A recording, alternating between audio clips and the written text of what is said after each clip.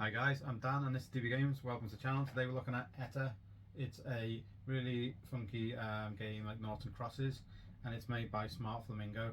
The game's really cool, the art's really nice, and it's kind of like Naughts and Crosses with magic and a bit extra, and then you can go to kind of a slightly bigger grid once you've got more of an idea of how to play. It's really interesting.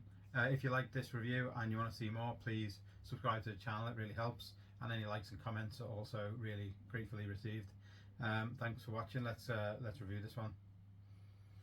So this is Eter. It comes with a lot of cool little components. The box is nicely put together and looks really cool inside. And the front, of course, of the box is really nice. Got some cool characters on it. It's basically just a game of Naughts and Crosses, and you get some little bits and pieces for other extra rules and things. And as you go, you can get different magic powers that come along and then help the game. There is little like mini boards like this, and these are your main cards, the red and the blue. And then you can add other powers in from these cards, which are really nice. Look in a minute, I'll show them in a second. Basic idea is you get twos and one. Sort of that blue should be there with them. Twos, ones, threes, fours when you're playing out your cards, whatever, and then the blue card plays something over here.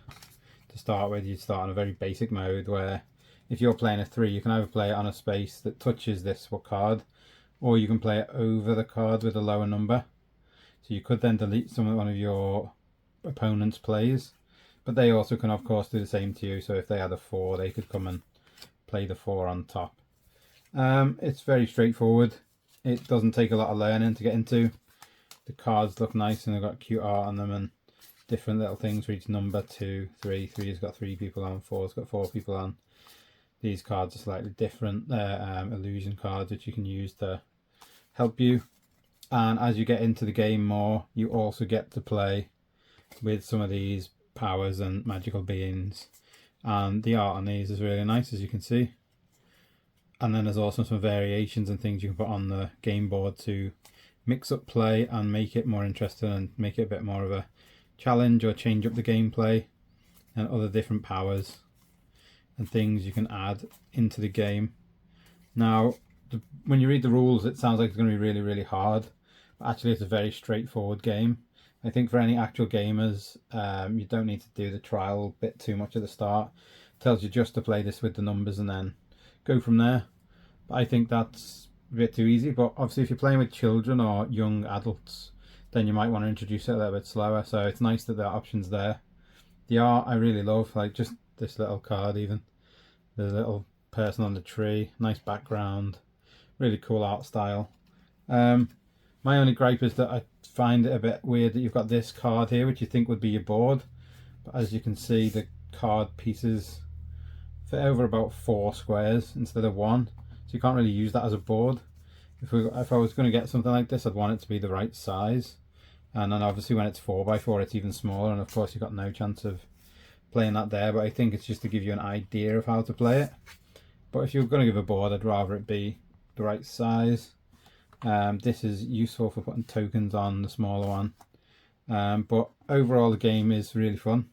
The powers can be really cool. You can do sorts of things like negate what your other opponent's doing. The powers are all listed nicely in the mage dual mode at the back here. So the mages, they like remove a player's opponent card that covers one of your cards. You can cover an opponent's card with a card of lower value. Things that turn the game a little bit on its head. Obviously lower values over higher instead of the other way around. On their next turn, the player may move the card or a stack of cards with your card on top to a different empty space. Things that just move around the board, make things make kind of sense. These are sensible things. And then you've got like elemental power cards that give you different explosion things and removing cards and stuff, and all sorts of things. Remove cards from any stack of a minimum of 2 cards. So these are really like nice, but very kind of what you'd expect with this type of game.